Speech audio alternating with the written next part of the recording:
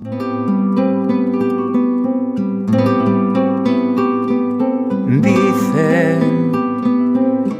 que el vuelo de una mariposa, su frágil impulso, puede crear un huracán al otro lado del mundo.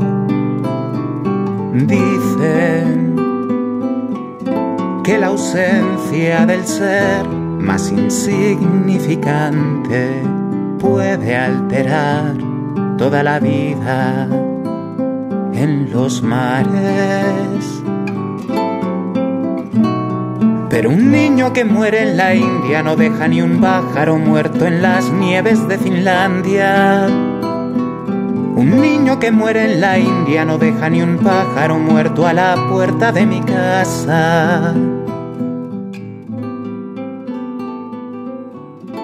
El Yasuní es un parque nacional en el Ecuador que está en la parte norte oriental de la Amazonía ecuatoriana y habían grandes razones para luchar por el Yasuní. Uno, obviamente, su biodiversidad, y dos eran las poblaciones que allí vivían. Esta es una zona en donde viven los pueblos guaraní.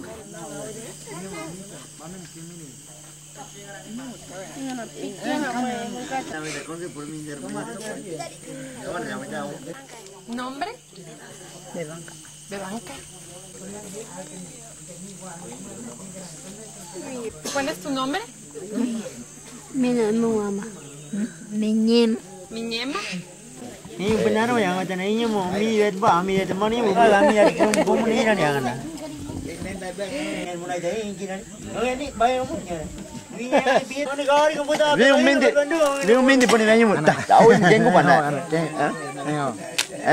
Algunos de estos miembros de este pueblo se mantienen en aislamiento voluntario. Entonces es una zona en donde por razones biológicas o por razones culturales merecía una especial protección. Entonces es el territorio guaraní que tenemos escritura, título de propiedad. En realidad todo eso área es el territorio ancestral de los Guau. Todo esto sería con toda la ribera del río Napo, que llega hasta la altura de Pañacocha. Toda esta zona sería la reserva del Yasuní. El Yasuní es un parque de la selva amazónica que corresponde a territorio ecuatoriano. Está en la frontera del Perú, reconocido internacionalmente que es un parque de la biosfera. Se ha descubierto grandes cantidades de petróleo en el parque y está a punto de ser explotado ahora. El gobierno ecuatoriano ha dicho que el petróleo se quedará bajo tierra si es que los países sobre todo europeos y americanos, los países que más contaminan, pagan por ese petróleo para que no se explote, entonces quedaría bajo tierra. Dicen que esa montaña tan alta, ese gigante volcán, son un granito de sal al otro lado de la Vía Láctea. Dicen que por la ley de la gravedad estamos todos unidos a un mismo sol que viaja perdido. Desde que la iniciativa fue lanzada hasta la actualidad ha pasado bastante tiempo y han pasado muchos hechos importantes. Uno de esos hechos importantes es que tenemos una nueva constitución. Se logró que quede prohibida la actividad petrolera en áreas protegidas. Se logró que se reconozcan los derechos de la naturaleza, es decir, la naturaleza como sujeto de derechos. Se logró que se reconozca el Estado como un país plurinacional. Y se logró finalmente que se reconozca como un modelo para el Ecuador el Summa Causai. Y el Summa Causai tiene como pilar la conservación de la naturaleza y el Summa Causai tiene como condición trascender a una economía post-extractivista.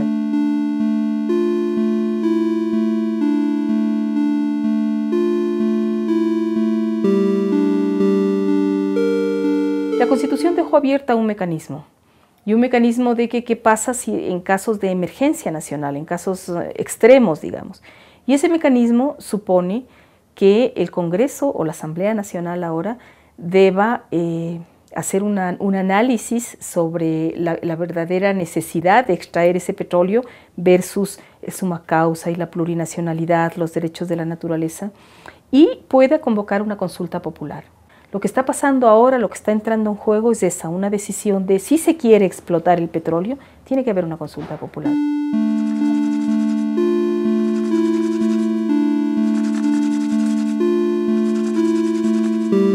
The Assembly will hear an address by His Excellency Mr. Rafael Correa, President of the Republic of Ecuador.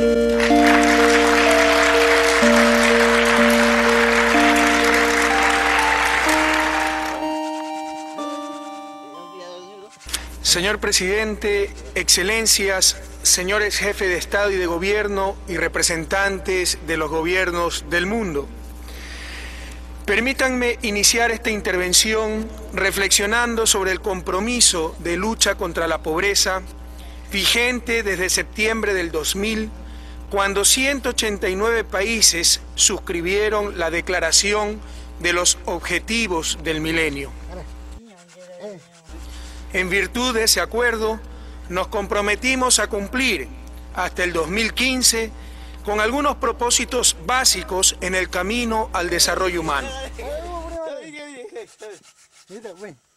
Señor Presidente, Excelencias, creemos que tener la meta de vivir con $1 más 1 centavo al día para supuestamente superar la pobreza extrema o evitar morir prematuramente, como podría colegirse de los ODM, no significa llevar una vida digna.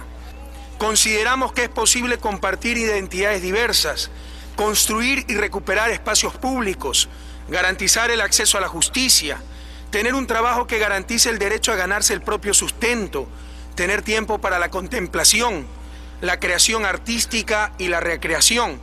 Objetivos que ya se encuentran en el Plan Nacional de Desarrollo que ha puesto en vigencia el gobierno del Ecuador. Entendemos por desarrollo la consecución del buen vivir de todos, en paz y armonía con la naturaleza y la prolongación indefinida de las culturas humanas.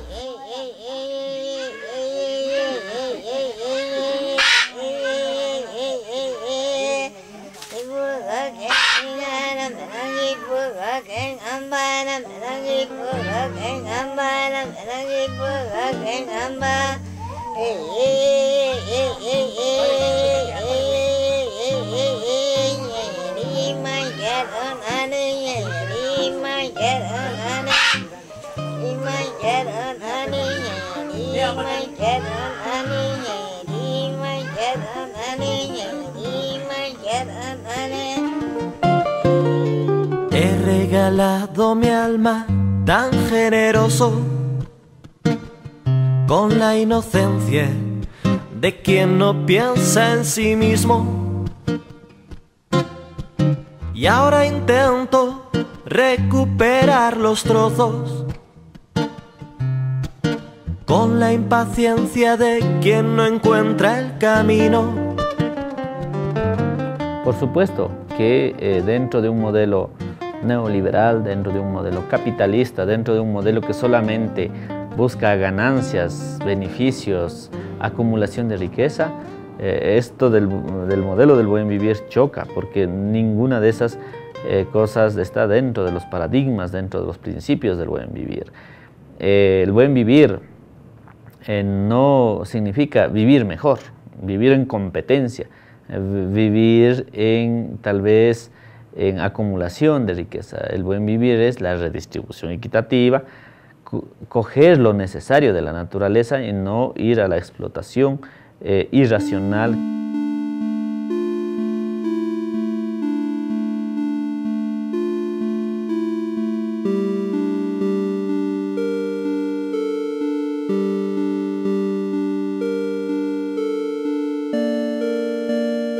Sobre el tema de la consulta, es un instrumento que el Estado debe cumplir, pero hasta estos momentos en los territorios indígenas o nacionalidades, cualquier empresa transnacional o nacional que entre jamás han consultado y por lo tanto están violentando en esos territorios. la consulta la debe realizar el Estado es el responsable, de acuerdo al convenio 169, de acuerdo a la Declaración de los Derechos de los Pueblos Indígenas y, en el caso ecuatoriano, de acuerdo a la Constitución Política del Estado, que ordena y manda hacer este tipo de consultas. La iniciativa del gobierno ecuatoriano de mantener el crudo del campo petrolero ITT en el subsuelo, reserva que se encuentra en una zona ecológica altamente sensible llamada Yasuní, significa el compromiso de no explotar cerca de 920 millones de barriles de petróleo y, por tanto, conservar una de las regiones más biodiversas del mundo. Bebenca. Bebenca. Bebenca. Bebenca. Bebenca. El modelo Yasuní ITT que impulsa el gobierno ecuatoriano evitará la emisión de alrededor de 111 millones de toneladas de carbono provenientes de la quema del petróleo. El total de la compensación solicitada al resto de la humanidad es de aproximadamente 4.600 millones de dólares. Y también en esa zona hay nacionalidades que están viviendo naturalmente en su mundo. Se explotan petróleo en cabecera de los ríos. Para recibir todo este impacto, las nacionalidades no están preparadas. Morirán mucha gente, como están muriendo ahora. Por primera vez, un país petrolero, el Ecuador, donde 1/3 de los recursos del Estado dependen de la explotación de dicho recurso, renuncia a estos ingresos por el bienestar de toda la humanidad e invita al mundo a sumarse a este esfuerzo a través de una justa compensación, para que juntos sentemos las bases de una civilización más humana, más justa y sobre todo sustentable. Muchas gracias. Perdona la demora.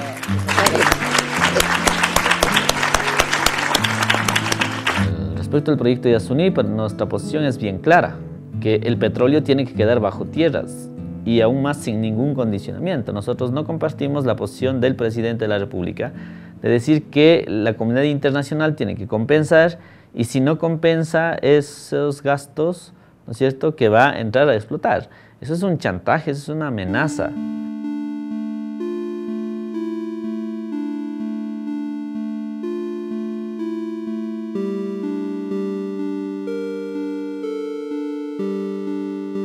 Se ha dado por llamar la propuesta Yasuní ITT. Hasta cierto punto tiene un morbo esta forma de decir Yasuní ITT, porque el bloque ITT, Ispingo, Tambococha, Tiputini, no es todo el Yasuní. Toda la reserva está conformada en bloques ya, ¿no? El bloque 15, que ahora está con Petroamazonas, Rexol, que tiene 16, y aquí en Cana, ya no es en Cana, en el 17, aquí está una empresa china que es Petrooriental. Yasuní es mucho más grande que ITT. ITT es una pequeña porción del Yasuní.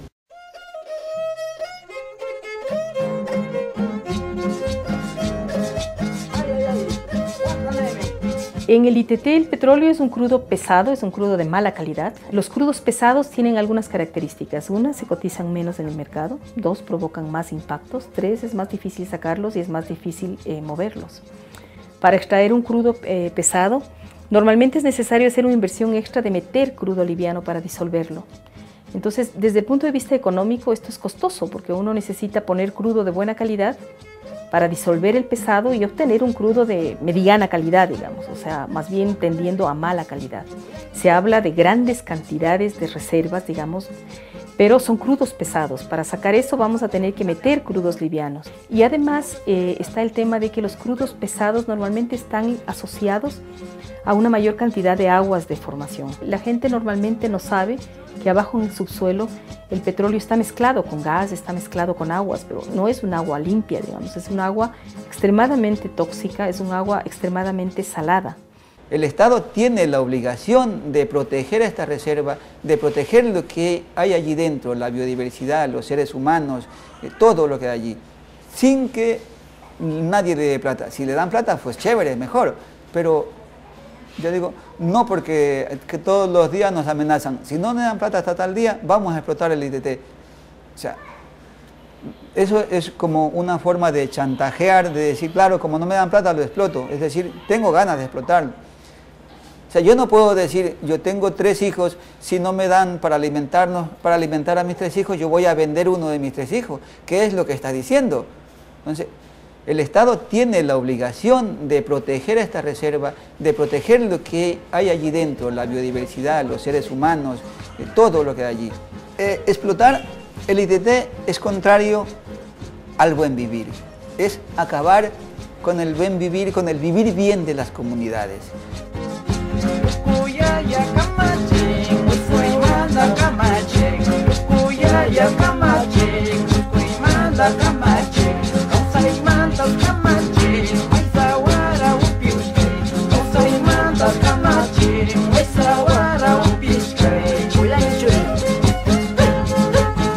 ¿De qué viven la gente? Por alimentación de cacería y pesca. También trabajan en la compañía Repsol. Están haciendo perforaciones para sacar petróleo. 4 años más y se terminan las compañías. Se van. ¿Y qué van a hacer después la gente? Pues no se debería pedir algo que quede para comida como proyectos.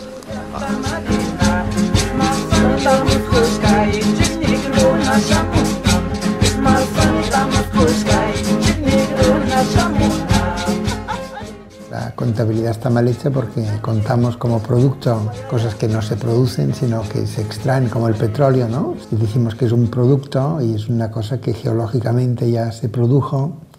Lo único que hacemos es usarlo y destruirlo. Y además no se resta en la contabilidad económica los daños que se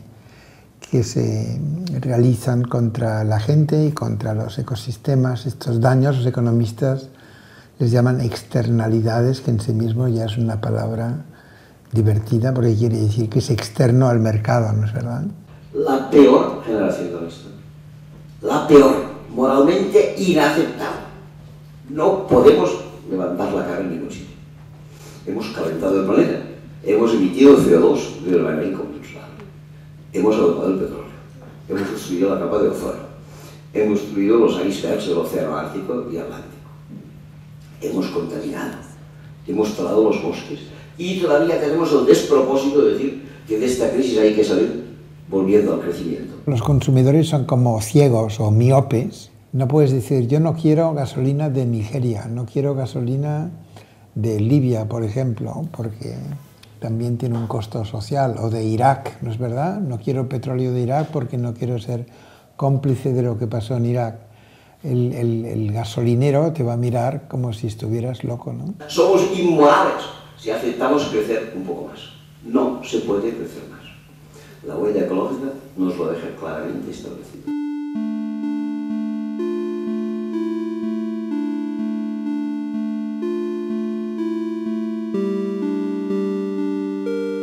El consumo desaforado que hemos tenido en estos últimos 50 años hemos aumentado y mucho aquello que se ha venido a llamar la huella ecológica, que es la que nosotros dejamos en el planeta mediante nuestro consumo. Que aquello que el planeta renovó en el año 2009, no era lo que los humanos habíamos consumido en el 2008, era lo que los humanos habíamos consumido del 1 de enero al 23 de septiembre del 2008.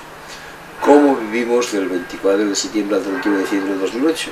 A costa de futuras generaciones. Sí llegaron esas personas de la petrolera aquí en la comunidad. Nos hicieron firmar pues, con engaños. Ya firmamos, pues ahorita dicen no. Ustedes que ya han firmado, ya está. Viene porque viene la petrolera. Y ahorita estamos jodidos. Si es que ellos vienen a trabajar, le vamos a hacer paro. No le vamos a dejar entrar fácilmente. Allí tenemos, por ejemplo, tenemos el pozo Ispingo 1 y el Ispingo 3, que ya están los muñecos listos para poner la tubería y transportar el petróleo. Lo mismo pasa en el campo Tiputini, donde hay un muñeco, como comúnmente se lo llama, un pozo exploratorio, que está listo para conectar la tubería y evacuar el petróleo. Allí incluso se han producido varios grandes derrames.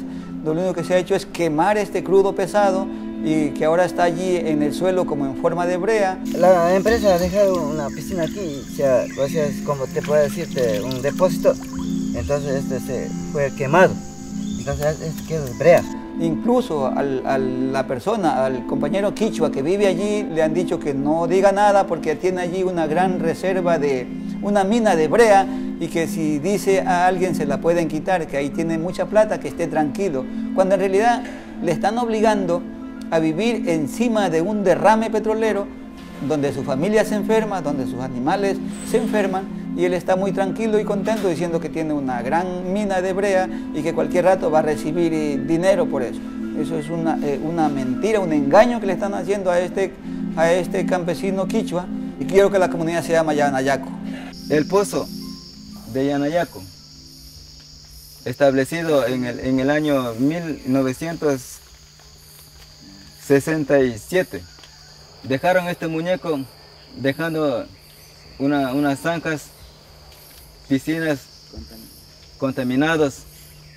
Nos quedamos así en contaminación y no podíamos cómo solucionar. Queremos tener ese valor y ese futuro para nuestros hijos, para toda la comunidad. Entonces sí que están a favor de la explotación. Estamos a favor. ¿Están a favor de la explotación? Sí. Cada vez más la extracción va a las fronteras, ¿no? Al último confín, como la Amazonía. Lo único que para esto en este momento es la crisis económica. En el caso de Español hemos conseguido bajar las emisiones de CO2 por la crisis económica, que desde este punto de vista tiene que ser bienvenida, ¿no es verdad? Porque implica menos contaminación. Creo que empieza a haber también ideas nuevas del sur. El Yasuní es un ejemplo. Dejar el petróleo en tierra 50, 100 años para siempre, porque no podemos sacarlo tan deprisa en menos de lugares tan valiosos como el Yasuní. El Yasuní es como que le toma el mismo estado, le expulsan adelante y después el mismo le quiere deteriorar, le quiere explotarle. Y eso no viene casi de acorde con los socios de la comunidad, los que han vivido aquí ancestralmente. Yo era ministro de Energía y Minas y tenía a mi cargo una tarea sumamente compleja como la que es, y sigue todavía pendiente, dar paso a una transformación de la matriz energética. Se requiere una nueva matriz energética que no dependa tanto de los hidrocarburos y que permita aprovechar las fuentes alternativas de energía. El suma causa y el derecho al buen vivir, que todas las personas tenemos derechos a vivir en un ambiente sano y ecológicamente equilibrado, vivir bien, en armonía con todos. Los seres humanos no estamos para dominar a la naturaleza, no estamos para expropiar la naturaleza. La naturaleza es un sujeto de derechos y eso nos llevará a una transformación civilizatoria, que es lo que está en marcha. Salir de esquemas de organización de vida alrededor del antropocentrismo hacia visiones biocéntricas o sociobiocéntricas que permitan reconstituir las relaciones de los seres humanos entre sí y reencontrarnos con la naturaleza.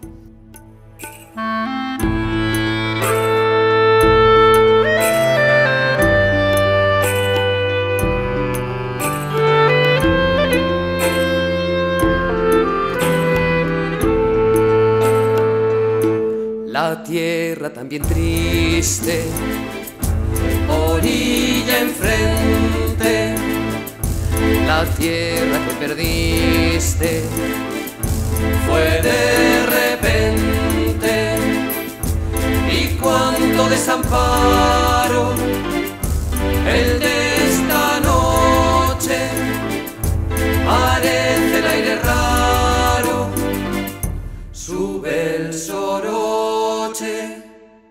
A partir de la matanza se empezó a reivindicar la idea de que esa zona sea protegida. Es toda la zona del Parque Yasuní donde habitan los pueblos en aislamiento voluntario. No es una cuestión de un romanticismo superficial, es una cuestión de derechos, tiene una dimensión basada sobre todo en una cosmovisión y en una historia y en una lucha de los pueblos indígenas.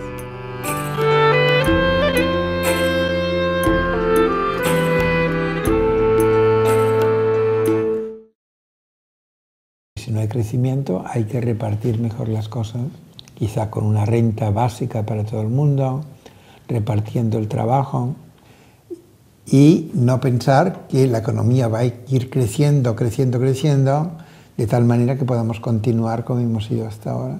Porque hay demanda de petróleo, y caiga quien caiga, y se pierda la biodiversidad que se pierda, y se mate a los indígenas que sean, se saca el petróleo. Si hubiera más información, quizá habría protestas. Yo creo que los indignados están ya muy cerca de esto. No están a favor del crecimiento económico, este absurdo que ha habido. Están por el summa causae, ¿no? Están por el vivir bien. Como cualquier sector que tiene bancos, el Estado da un crédito para que se mantenga su banco. Cuando decimos los pueblos indígenas, queremos mantener nuestra selva, ninguno de los gobiernos no nos entienden. Hay una contradicción entre lo que se habla de buen vivir y las propuestas de extractivistas que siguen continuando. Eso también va en contra abiertamente de los derechos de la naturaleza.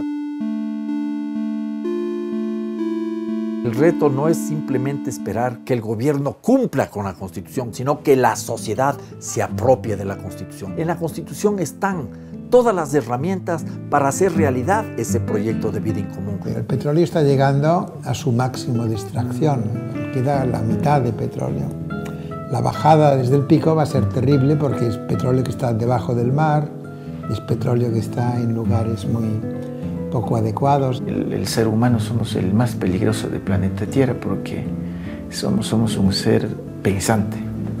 Entonces, como ser pensante podemos inventar dioses o matarse entre nosotros, o a través de los recursos, por ejemplo, petroleros. Ha habido guerras, a través de estas guerras se han desaparecido pueblos. Hay dos alternativas: reducir el consumo de los que consumimos demasiado. El petróleo, el gas y el carbón, sustituirlo por energía solar o molinos de viento, que también el viento se mueve por el sol, ¿no es verdad? Es la única manera, es ver que esta época de la humanidad, de los combustibles fósiles, ha sido una época transitoria, ¿no? Todos somos marineros, marineros que saben bien navegar.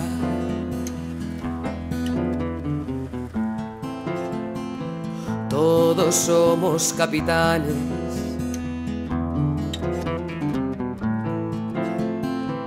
capitanes de la mar.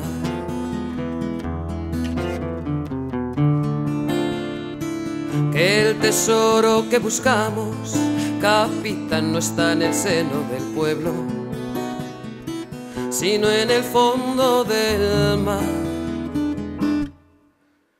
Marinero capitán, que lleva su barco humilde. Marinero capitán, sobre las aguas del mar. Marinero capitán, que lleva su barco humilde. Marinero capitán, no te asustes, naufraga.